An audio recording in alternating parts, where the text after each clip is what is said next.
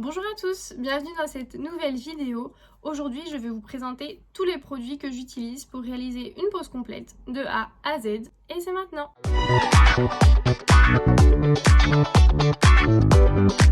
Pour commencer, il faudra procéder à la préparation de votre ongle pour pouvoir entamer la pose complète avec votre cliente. Moi, ce que je fais généralement, c'est que je pose toutes les questions qu'il faut à ma cliente. Ses antécédents, est-ce qu'elle a déjà fait les ongles ou pas? Je ne travaille jamais sur un remplissage extérieur à mon travail. Je vais systématiquement tout enlever et rebâtir sur quelque chose de nouveau. En général, je conseille à mes clientes et je leur demande qu'elles viennent sans rien sur les ongles pour que ça aille moins plus vite et éviter de devoir facturer une des poses en plus de la pose complète. Du coup, ce serait dommage.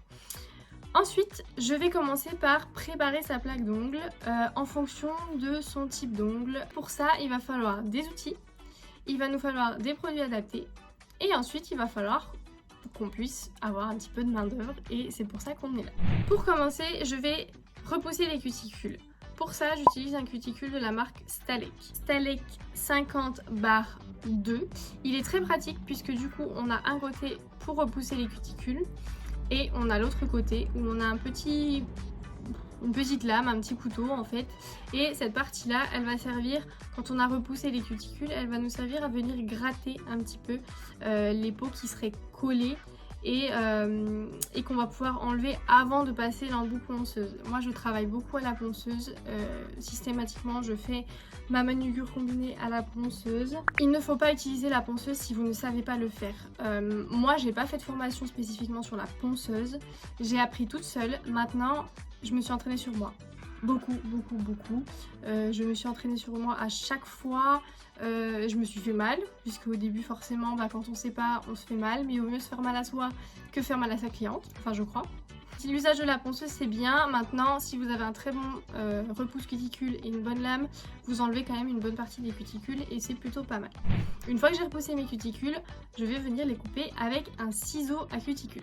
Le ciseau que j'utilise c'est pareil, c'est un Stalek et c'est le classique 10/3. Celui-ci il est très bien puisque du coup voilà, il est un petit peu recourbé au niveau du bout, il est fin et il est pas très long en fait, c'est à dire qu'il va être sur des petits doigts, on va dire. Il va aller sur des petits doigts mais pas trop petits non plus, il va à la fois sur des grands doigts, des grands ongles, des grandes plaques d'ongles et des petits ongles. Donc du coup j'ai trouvé qu'il était bien et qu'il pouvait s'adapter à tous les doigts. Après faites votre préférence puisqu'il y a des personnes qui préfèrent les ciseaux qui sont un peu plus grands, d'autres qui sont un peu plus petits.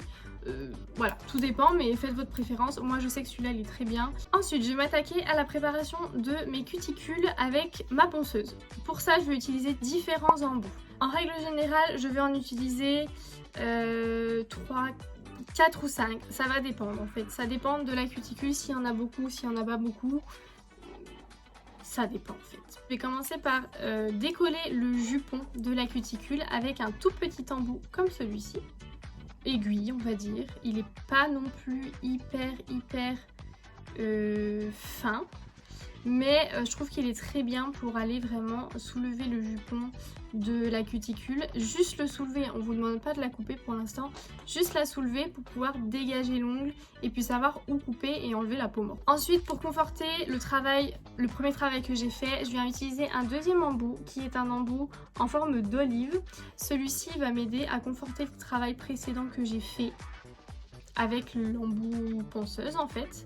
Il va venir aller un petit peu plus grossièrement mais soulever du coup encore un petit peu plus la cuticule pour qu'on la voit encore mieux pour pouvoir ensuite la couper. Vient désormais l'étape de couper la cuticule et c'est à ce moment là qu'on va utiliser le ciseau à cuticule. Maintenant, si vous n'avez pas de ponceuse, effectivement vous venez couper la cuticule après l'avoir repoussée, comme je vous l'ai dit tout à l'heure, avec le repousse cuticule et donc vous la coupez directement. Une fois que j'ai coupé ma cuticule, je viens préparer la plaque de mon ongle avec un embout Emery. Cet embout là, il va me servir à matifier la plaque de l'ongle. Attention, utilisez les embouts à grains fins. Fins pourquoi? Parce que vous allez matifier la plaque de l'ongle sans pour autant enlever de la matière et sans pour autant abîmer l'ongle et avoir un grain trop abrasif. Une fois qu'on a préparé la plaque de l'ongle, on a bien matifié tous les ongles, je viens dépoussiérer dans un premier temps avec ce petit embout là. C'est un petit pinceau, un petit plumeau on va dire. Les poils sont assez durs, c'est un peu comme les poils des petites brossettes comme ça, mais en plus petit. Et en fait ça va vraiment bien passer et je le passe dans le pourtour de la cuticule comme ça. Et ça vient dépoussiérer dans les sillons et c'est génial parce qu'après il n'y a juste plus rien. En plus de ça, après avoir fait ça, je viens passer un petit désinfectant avec un petit pinceau et je viens tout enlever les résidus de poussière pour que ma plaque elle soit nickel. Pour les produits de préparation, donc je démarre par le déshydratant qui est le Natural Basic qui est chez moi, celui de chez Nails Company. Je l'utilise tout le temps, il est génial et j'hésite pas à en mettre pas mal sur la plaque de l'ongle puisque du coup ça va vraiment aider à l'accroche et de ne plus avoir du tout de résidus gras sur votre ongle. Donc tous les produits vont bien adhérer. Si votre plaque est propre, elle est bien dépoussiérée et que vous appliquez ça, il n'y a pas de raison, c'est le top. On peut appliquer du primer dans un second temps. Ici c'est le primer avec acide de chez Nails Company. Je l'utilise rarement. Je l'utilise vraiment quand j'ai des clientes qui ont des décollements, qui ont une plaque difficile. On va passer à la base. Ici, je vais utiliser les bases comme d'habitude. J'utilise toujours les Repair bases de chez Nails Company. Auparavant, j'utilisais la protéine base de chez Indigo. Maintenant, j'aime bien les deux marques.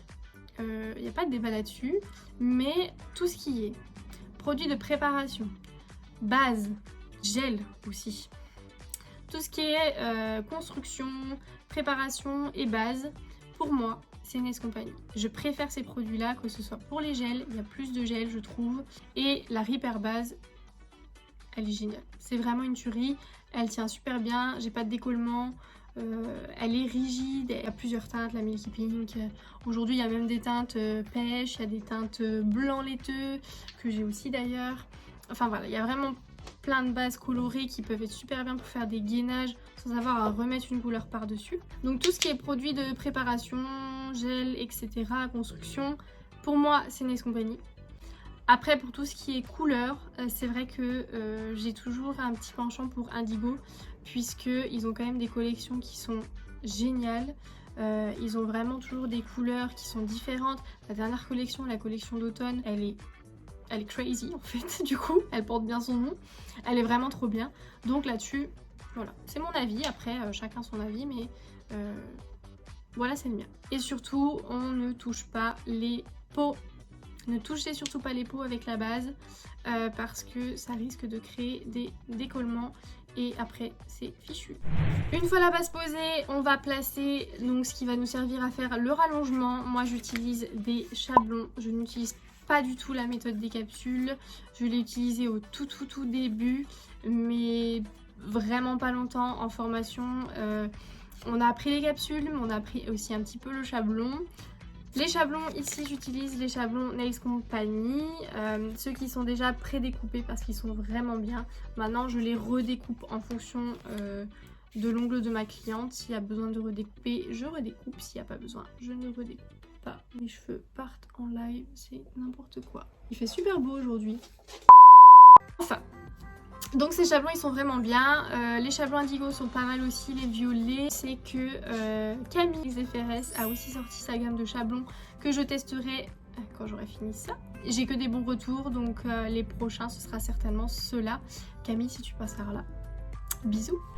Pour ce qui est des gels, j'en utilise plusieurs. J'adapte les gels en fonction de si je veux de la transparence ou pas du tout de transparence, si je veux du cover, pas du cover, ou si je veux tout simplement faire du clear ou des incrustations. J'ai quand même tout ce qu'il faut pour pouvoir échanger les gels en fonction du type de pose qu'il faut. En gel cover, j'ai le Cover Nude de chez Nails Company.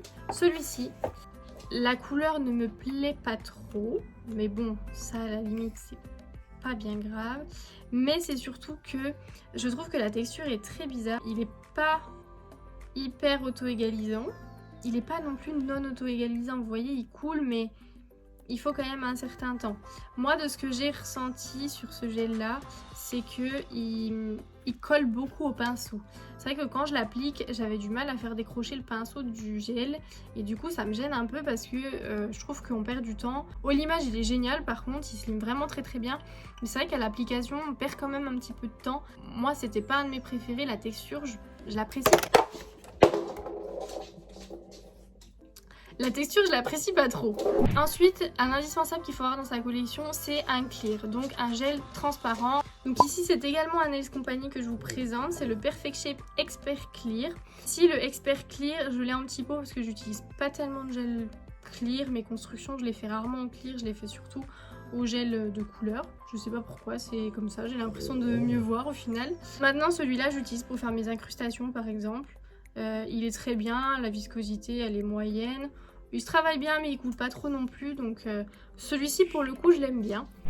Mon préféré de tous les temps chez Nails Company, je l'utilise tout le temps, je trouve qu'il fonctionne très bien, il s'applique facilement, rapidement, il s'auto-égalise, il se lime très bien, bref pour moi il a tout juste. C'est le Fiber Gel French Rose. La couleur elle est top. La viscosité elle est top, il y a des petites fibres et du coup ça fait qu'il est très résistant, même pour faire par exemple, vous savez, alors moi je le fais mais il y a des clientes qui doivent le faire aussi, c'est croquer un petit peu les côtés de leurs ongles. Moi je le fais et je répare systématiquement mes ongles avec ça. Par exemple je vois des filles qui font des réparations avec de l'acrygel, bah, pas besoin, le Fiber Gel il va très bien. Sauf si votre cliente vraiment elle y va, mais je trouve qu'il est déjà très bien pour faire des réparations. Mon autre chouchou, c'est le Easy Control Soft White. Tout à l'heure, je vous disais que j'aimais pas du tout la texture du Easy Control Cover Nude. C'est la même gamme. Donc, normalement, je devrais pas l'aimer non plus. Mais, je sais pas pourquoi, je trouve que il est pas pareil. Déjà, il est blanc laiteux, il est magnifique. Est-ce que c'est pour ça, vu que j'aime plus la couleur? Je sais pas. Mais je trouve que la texture est pas tout à fait pareille. Déjà, plus auto-égalisant, je trouve qu'il coule plus vite. Et véritablement, je l'aime beaucoup celui-ci. Alors, il est pas si blanc que ça. Il est plutôt translucide, mais il est quand même un peu plus blanc laiteux que celui-ci que j'ai aussi. Et c'est le Perfect Shape Milky White. Le Milky White, il est différent dans le sens où, bon, il est moins blanc laiteux, il est un peu plus transparent que le soft white, mais c'est surtout que la texture c'est pas du tout la même. Il coulera jamais, vous pouvez le retourner, qu'il coulera pas en fait. Il ne s'auto-égalisera pas, mais cela dit il s'applique quand même bien, vous pouvez quand même le travailler facilement et faire votre bombé sans avoir des bosses et des trous partout, mais il faut avoir l'habitude. Celui-ci est de la même texture que le Perfect Shape Milky Pink. Milky Pink, Milky White, c'est la même gamme. Et donc ils ont exactement la même texture. En règle générale, je fais toujours mon rallongement sur le chablon avec le Milky Pink. Pourquoi? Parce qu'il ne coule pas et que du coup je peux doser la matière et mettre très peu de matière pour faire mon rallongement de façon à ce que le rallongement soit très très fin. Alors, ne casse pas au moment où j'enlève le chablon, mais que le rallongement soit fin et que du coup ça vienne pas épaissir la construction. Je fais mon rallongement avec celui-ci. Et ensuite, je viens sélectionner un des gels que j'ai ici et je viens faire ma construction, etc. Mon bombé, mon apex et tout ce qui va bien. Une fois que j'ai fait ma construction, je viens limer mes parallèles. Quelle que soit la forme que je fais toujours la même procédure pour mon limage. Je lime d'abord mes parallèles, je fais ma forme et ensuite je viens limer l'essentiel avec un embout emery près des cuticules, puis je viens faire mon limage, mais je vous ferai une prochaine vidéo où je vous présente un petit peu comment je fais ma technique de limage, etc. Comme à ma préparation d'ongles, je viens pchiter tous mes ongles avec un désinfectant. J'utilise deux désinfectants différents. J'ai le désinfectant de chez Nails Company qui est celui-ci et j'utilise également ce désinfectant là qui est un désinfectant que j'ai trouvé sur Amazon, Miley la marque, et il est très très bien. Celui-ci aussi il est très très bien, mais je trouve que celui-ci sent moins mauvais que celui-là. Je trouve que celui-ci il a une odeur un peu particulière. Mais celui-là j'utilise plutôt pour ma table, etc. Et celui-ci vraiment pour pchiter les mains. Pour ce qui est des pinceaux, pour appliquer ma couleur proche des cuticules, j'utilise ce pinceau là très souvent. C'est un pinceau que j'ai trouvé sur Wish. Bon, c'est comme AliExpress, mais vous pouvez le trouver sur AliExpress. C'est un pinceau liner pour que je puisse m'approcher des cuticules et je ne l'utilise que pour ça. Pour ce qui est de mes pinceaux pour le gel, aujourd'hui j'utilise les pinceaux de Camille Nails FRS. J'ai acheté les deux, le pinceau gel et le pinceau à nail art. Pour le gel, j'utilise le gel brush 2 de chez Camille Nails FRS. La plupart du temps j'utilise l'embout rond, c'est ma préférence. Le deuxième embout, l'embout carré, je ne l'ai encore pas utilisé. Tout simplement parce que j'ai pas pour habitude d'utiliser les embouts carrés, mais peut-être que ça viendra. Ils sont très très bien pour appliquer le gel, ils vont vraiment dans le détail. Très sincèrement, ils ont de très bonne qualité. Même au nettoyage, ils tiennent vraiment très bien. J'ai aucun regret par rapport à ces pinceaux-là. Pour les pinceaux à nail art, voilà, j'ai le nail art 3 et le nail art 4. Celui-ci va me servir surtout pour faire les nail art, les traits, les petites décos, les choses comme ça. J'ai pas trop envie d'utiliser et de l'abîmer pour mettre la couleur proche des cuticules parce que j'ai pas envie de l'abîmer en fait, tout simplement. Et en tout cas, ces pinceaux là ils sont vraiment de très bonne qualité et je les utilise tout le temps. Pour la finition, au choix, moi j'utilise des finitions sans résidus collants, je préfère la Tip Tot d'Indigo ou la Flash Shine de chez Nails Company. Les deux sont très bien, les deux ont une bonne brillance dans le temps. Mes clientes reviennent, les ongles sont toujours aussi brillants, donc ça c'est déjà un bon point. Si je pouvais donner une différence, c'est pas forcément que l'une est mieux que l'autre, mais la seule différence que j'y trouve, c'est que la Flash Shine est légèrement plus épaisse que la Tip Top, mais vraiment c'est léger à peu de choses près. Et ce qui est bien des fois, c'est que je rattrape un petit peu quand il y a des imperfections au niveau de la couleur, par exemple une petite poussière qui s'est mise que j'ai pas vue, etc. Je vais mettre légèrement plus de finition, je vais mettre une petite touche de finition en plus.